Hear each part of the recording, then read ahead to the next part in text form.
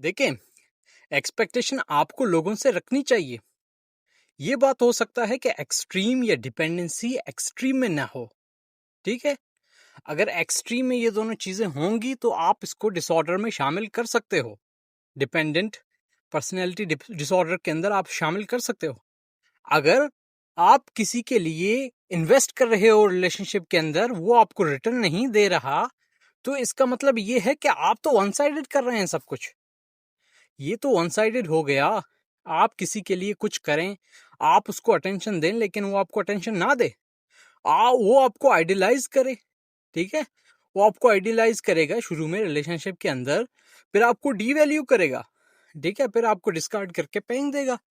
ठीक है, अगर आप इस तरह चाहते हैं कि आप किसी के लिए एक्सपेक्टेशन रखते हैं और वो आपको रिटर्न ना दे, सिंपली आपने क्या करना है, ये तो एक नार्सिसिस्टिक ट्रेट हो गया, नरगिसियत पसंद का एक ट्रेट हो गया, एक बंदे के अंदर है। या तो आपने सिंपली जज कर लिया कि आप एम्पैथी शो कर रहे हैं, आगे से वो बंदा आपको एम्पैथी शो नहीं कर रहा, तो आपने क्या करना है, आपने सिंपली रिलेशनशिप को ब्रेक करना है।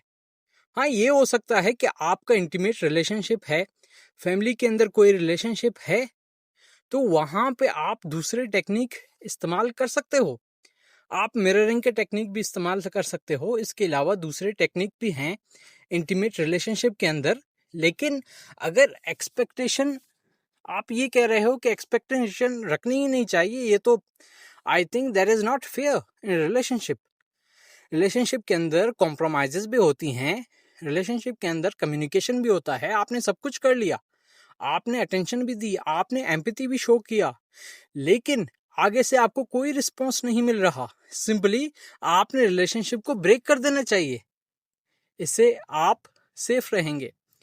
वो आपको मैनिपुलेट करेगा, वो आपको यूज करेगा।